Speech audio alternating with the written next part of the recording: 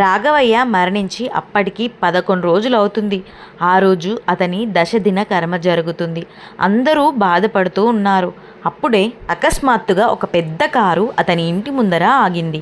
అందులో నుంచి ఓ వ్యక్తి దిగి బాధపడుతున్న ఆ వ్యక్తుల మధ్యలోకి వెళ్ళి అన్నాడు, ఇక్కడ రాఘవయ్య గారి వారసులు ఎవరెవరు ఉన్నారు అని అన్నాడు. అని అప్పుడే రాఘవయ్య గారి 3 కుమారులు అక్కడికి వచ్చారు. వారు అక్కడికి వచ్చి ఆ వ్యక్తితో అన్నారు, చెప్పండి, మేము 3 ఆయన కుమారులము అన్నారు. అప్పుడు ఆ వచ్చిన వ్యక్తి ఆ 3 పరిశీలనగా చూసి వారితో అన్నాడు, మీ నాన్నగారు గత 20 సంవత్సరాలుగా మేముంటున్న పట్టణంలోని పనిచేస్తూ ఉండేవాడు. ఆ సమయంలోని అతను నా దగ్గర కొంత డబ్బుని అప్పుగా తీసుకున్నాడు. ఆ డబ్బులు ఇప్పుడు వడ్డీతో కలిపి 25 లక్షలు అయ్యాయి. వాటిని తీసుకోవడానికి నేను ఇప్పుడు ఇక్కడికి వచ్చాను అన్నాడు. ఆ మాటలు విని ఆ 3 షాక్ అయ్యారు.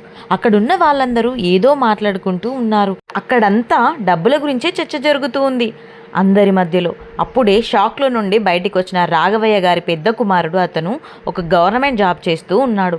అతడు ఆ వ్యక్తితో అన్నాడు, మీ దగ్గర ఏం ప్రూఫ్ ఉంది? మా నాన్నగారు నీ దగ్గర అప్పు తీసుకున్నారు అని అడిగాడు. అప్పుడు ఆ వ్యక్తి నవ్వుతూ అన్నాడు, నేను ఒక లాయర్ని, అంత మూర్ఖుణ్ణి కూడా కాదు, ఎటువంటి ఆధారం లేకుండా మీ దగ్గరికి ఇలా రావడానికి అంటూ అతని చేతిలో నుండి ఒక పేపర్ని తీశాడు. అది ఒక స్టాంప్ పేపర్. అది చూపిస్తూ అన్నాడు, ఇది స్టాంప్ పేపర్, దీనిపై మీ నాన్నగారి స్వయంగా హ్యాండ్ రైటింగ్ ఉంది. అతనే ఈ లెటర్ని రాశాడు. దీనిపై అతను నా దగ్గర డబ్బులు అప్పుగా తీసుకుంటున్నట్లు రాసి స్వయంగా అతనే సంతకం పెట్టాడు అని ఆ పేపర్ని వీళ్ళకు చూపించాడు. ఆ పేపర్ని చూసిన తర్వాత ఆ పెద్ద కొడుకు అన్నాడు, నేను ఇటువంటి పేపర్స్ని అస్సలు నమ్మను. మీరు ఎందుకో నాకు మోసగల్లా అనిపిస్తున్నారు. గత 20 సంవత్సరాలుగా మీ దగ్గర అప్పుగా తీసుకున్నప్పుడు ఇంతవరకు మీరు ఎప్పుడు కూడా నాన్నగారిని డబ్బు అడగలేదా? ఇప్పుడు నాన్నగారు చనిపోగానే వెంటనే ఇప్పుడొచ్చి డబ్బులు అడుగుతున్నారు అన్నాడు. అది విని ఆయన అన్నాడు, ఇది ప్రూఫ్తో పాటు వచ్చాను.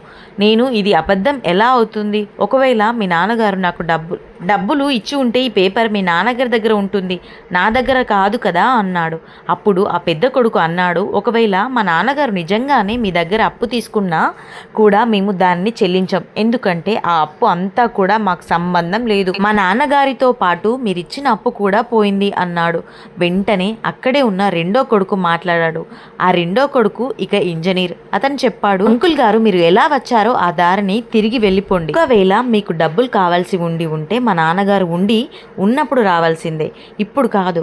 అయినా కూడా మా నాన్నగారు మాతో ఎప్పుడు చెప్పలేదు తను అప్పు తీసుకున్నానని అన్నాడు. అప్పుడు ఆ వ్యక్తి అన్నాడు, నేను ఈరోజు అతను చనిపోయాడు అని రాలేదు కదా, కొన్ని రోజులుగా నేను అతడిని అడుగుతూనే ఉన్నాను. అతడు ఇవాళ ఇస్తాను, రేపిస్తాను అన్నాడు. నాకు ఈరోజు అతను టైం పెట్టాడు, అందుకే నేను ఈరోజు అక్కడికి వచ్చాను. వచ్చాక తెలిసింది అతను చనిపోయాడని, అందుకే మిమ్మల్ని అడుగుతున్నాను. అయినా నేను ఇక్కడికి ఈ సమయంలో మిమ్మల్ని ఇబ్బంది పెట్టడానికి రాలేదు. నేను సైలెంట్గానే వెళ్ళిపోతాను, కానీ మీరు నా డబ్బులు తప్పక చెల్లించాల్సిందే. అలా కాదు అని మీరు చెల్లించకుండా ఉంటే నేను తప్పకుండా కోర్టుకు వెళ్తాను. కానీ నాకు అలా వెళ్ళడం అస్సలు ఇష్టం లేదు.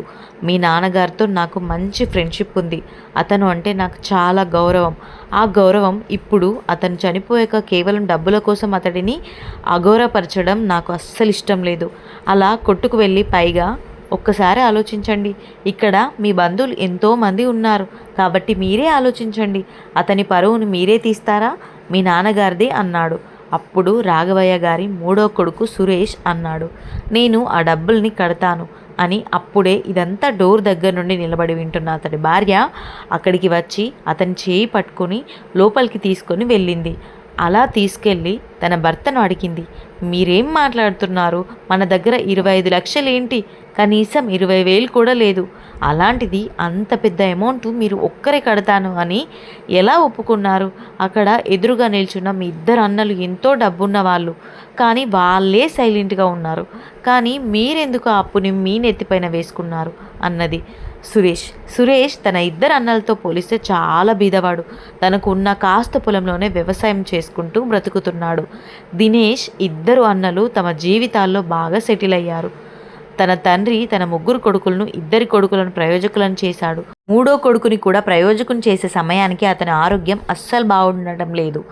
దాంతో అతను చిన్న కొడుకు యొక్క బాధ్యతను తన 2 పెద్ద కొడుకులకు అప్పగించాడు. కానీ వాళ్ళు వాళ్ళ జీవితాల్లో సెటిల్ అయ్యారు తప్ప తన తమ్ముడి గురించి ఏనాడు కూడా అస్సలు పట్టించుకోలేదు. వాళ్ళ బాధ్యతను వాళ్ళు మర్చిపోయారు. వాళ్ళు ఎప్పుడు కూడా సురేష్కి ఎటువంటి ఉద్యోగాన్ని ఇప్పించలేదు. ఆర్థికంగా కూడా ఎప్పుడు సహాయాన్ని కూడా చేయలేదు. కానీ ఇప్పుడు కూడా సురేష్ వాళ్ళ అన్నల గురించి చెడుగా అస్సలు అనుకోలేదు. భగవంతుడు తనకు ఏదైతే ఇచ్చాడో దాంట్లోనే కష్టం చేసి బతుకుతూ ఉంటున్నాడు. తన తండ్రి తన సంపాదించిన పొలంని 3 కొడుకులకు సమానంగా పంచాడు. సురేష్కి వచ్చిన ఆ కొంత పొలంతోనే అతడు తన జీవితాన్ని వెల్లదీస్తూ ఉన్నాడు. సురేష్ తన భార్యతో చెప్పాడు, అవును, నా దగ్గర డబ్బులు లేవు, కానీ నాన్నగారు సంపాదించిన పొలం ఉంది కదా, ఆ ఉన్న పొలాన్ని అమ్మి వేస్తే డబ్బులు వస్తాయి. ఆ డబ్బులన్నీ నేను ఆ వ్యక్తికి ఇస్తాను, అంతేకాని నాన్నగారి పరువుని గౌరవాన్ని పోనివను అన్నాడు. అలా కరాఖండిగా చెప్తున్న భర్తని చూసిన ఆ భార్య కళ్ళలో నుండి నీళ్లు తిరుగుతున్నాయి. ఆమె ఏడుస్తూ అన్నది, మీరు ఎప్పుడు ఇంతే, నేను చెప్పిన ఏ మాట కూడా వినరు. మీ యొక్క ఇటువంటి పనుల వల్లనే మనం ఇప్పుడు ఎంతో బీద స్థితిలో ఉన్నాం. దయచేసి నా మాట వినండి. ఈ ఉన్న కాస్త పొలాన్ని కూడా మీరు అమ్మి వేస్తే మనం ఎలా బతుకుతాం? మనం ఇంకా బీదరికంలోకి వెళ్తాం. తినడానికి కూడా 3 పూటలు సరిగ్గా తిండి ఉండదు అంటూ ప్రాధేయపడింది. అప్పుడు ఆమె చేతులను తన చేతిలోనికి తీసుకుని సురేష్ చెప్పాడు, నువ్వు నా జీవితంలో ప్రతి కష్టసుఖాల్లో ఇప్పటి వరకు పాల్పంచుకున్నావు. ఒకసారి నువ్వే ఆలోచించు. ఇప్పుడు ఈ డబ్బులు అతడికి కట్టకపోతే మన పరువు, నాన్నగారి పరువు పోతుంది. అప్పుడు ఈ ఊర్లో ఉన్న మనుషులకి మనం మొహం ఎలా చూపించుకోగలుగుతాం? ఊరందరి ముందు మన పరువు అంతా పోయాక ఎలా మాట్లాడగలుగుతాం? ఎలా ఉండగలుగుతాం? ఎందుకు నువ్వు ఈ పని చేయడానికి నన్ను అడ్డగించి నన్ను ఒక మూర్ఖునిలాగా తయారు చేయాలనుకుంటున్నావు అన్నాడు. ఆ మాటలు విన్న భార్య వెంటనే తన కళ్ళ వెంట వస్తున్న నీటిని తుడుచుకొని ఆ భర్తతో చెప్పింది, నన్ను క్షమించండి, మీరు చేయాలనుకున్న పని చేయండి, మన కుటుంబం పరువైనా కాపాడండి. ఇక మన బీదరికం గురించి అంటావా? నాకు మీ కష్టంపై నమ్మకం ఉంది. మీరు మన కుటుంబాన్ని పస్తులుగా ఉండేలా అస్సలు చేయలేరు అని అన్నది. ఆ మాటలు విని సురేష్కి మరింత బలం రెట్టింపుగా వచ్చింది. దాంతో అతను బయటికి వచ్చాడు. అతడిని చూసిన లాయర్ అన్నాడు, ఏంటి ఇప్పుడు నీ మనసుని మార్చుకున్నావా? నువ్వు నీ భార్య మాటలు విని ఇప్పుడు నువ్వు నీ తండ్రి యొక్క అప్పుని తీర్చావా అన్నాడు కాస్త వెటకారంగా. అప్పుడు సురేష్ అన్నాడు, అటువంటిది ఏం లేదు లాయర్ గారు. ఆమె ఒక మంచి భార్య, తన భర్త తన కుటుంబం గురించి ఆలోచించే ఆమె. అటువంటి భార్య దొరకడం నాకు అదృష్టమే. మేము మా నాన్నగారి అప్పుని తీర్చడానికి సిద్ధంగా ఉన్నాము. మీరు నాకు ఆ ప్రూఫ్ని చూపించండి. అది నిజమే, నా దగ్గర డబ్బులు లేవు, కానీ మా నాన్నగారు ఇచ్చిన పొలం ఉంది. అది అమ్మి మీ డబ్బులు మీకు ఖచ్చితంగా ఇస్తాను. అంతేకాని మా నాన్నగారి గౌరవానికి ఎటువంటి హానిని కూడా జరగనివ్వను అన్నాడు. అప్పుడు ఆ లాయర్ సురేష్ పక్కన నిలబడిన తన 2 అన్నల్ని కూడా చూశాడు. వాళ్ళని చూసి అన్నాడు, ఏంటి ఈ అప్పు తీర్చడంలో మీరు మీ తమ్మునికి సహాయం చేస్తారా లేదా? కానీ ఆ 2 అన్నలు కూడా సైలెంట్గా నిలబడిపోయారు, ఏమీ మాట్లాడడం లేదు. అప్పుడు లాయర్ గారు చెప్పాడు, ఈ రోజుకి సరిగ్గా 20 సంవత్సరాల క్రితం నేను మీ నాన్నగారు కలిసి షేర్ మార్కెట్లో కొంత డబ్బుని ఇన్వెస్ట్ చేశాము. అప్పుడు మీ నాన్నగారు తన వంతుగా 20,000 రూపాయలని ఇన్వెస్ట్ చేశాడు. నా వంతుగా 20,000 అలా మేమిద్దరం ఇన్వెస్ట్ చేశాము. అలా ఇన్వెస్ట్ చేసినప్పుడు మేమిద్దరం ఒక ఒప్పందం చేసుకున్నాం. దీర్ఘకాల లాభం కోసం ఆ డబ్బుల్ని చాలా రోజులు ఉంచాలి అనుకున్నాం. అలా ఉంచాల్సి వచ్చినప్పుడు అనుకోకుండా మా ఇద్దరిలో ఎవరిదైనా ఒకరికి మృత్యువు వస్తే వెంటనే అప్పుడు ఆ షేర్ మార్కెట్లో నుంచి ఆ డబ్బుల్ని లాభాలని తీసుకోవాలి. అలా తీసుకొని ఆ బ్రతికి ఉన్న స్నేహితుడు తన కుటుంబంలోని యోగ్యుడైన వ్యక్తికి ఆ డబ్బుల్ని అందించాలి అని మేము ఒప్పందం చేసుకున్నాం. బ్రతికి ఉన్న స్నేహితుడు ఆ డబ్బుని అప్పుడున్న పరిస్థితులను అనుగుణంగా ఉన్న సంతానంలో అందరూ యోగ్యులై ఉంటే వారందరికీ ఇవ్వాలా లేదా యోగ్యుడైన ఒక్కరికే ఇవ్వాలా అన్నది అప్పటి పరిస్థితులను బట్టి మంచి చెడులను ఆలోచించుకొని సరి అయిన నిర్ణయం తీసుకోవాలని నిర్ణయించుకున్నాం. అలా ఆ ఒప్పందం ప్రకారం ఇప్పుడు నేను జీవించే ఉన్నాను కాబట్టి ఆ అధికారం నాకే ఉంది. మీ ముగ్గురిలో నాకు యోగ్యులైన వారికి నేను ఇవ్వవచ్చును. ఆ అమౌంట్ని మీ ముగ్గురికైనా లేదా లేదా మీలో ఇద్దరికైనా కేవలం ఒకరికైనా ఇది కంప్లీట్‌గా నా విఘ్నత పైన ఆధారపడి ఉంటుంది. నిజానికి మీ నాన్న నా దగ్గర ఎటువంటి అప్పును తీసుకోలేదు. నేను ఇదంతా ఒక నాటకం ఆడాను అంతే. మా ఒప్పందం ప్రకారం. మీలో యూపీలు ఎవరు తెలుసుకోవాలని మాత్రమే నేను ఈ నాటకం ఆడాను. ఈ నాటకం ద్వారా మీలో యోగ్యుడు ఎవరు అనేది నాకు తెలిసిపోయింది కాబట్టి మీలో యోగ్యుడైన కొడుకు ఒక్కడే. అతడు సురేష్ కాబట్టి నేను అతడికి ఈ షేర్‌లో వచ్చిన 25,00,000 రూపాయలను ఇవ్వాలి అనుకుంటున్నాను.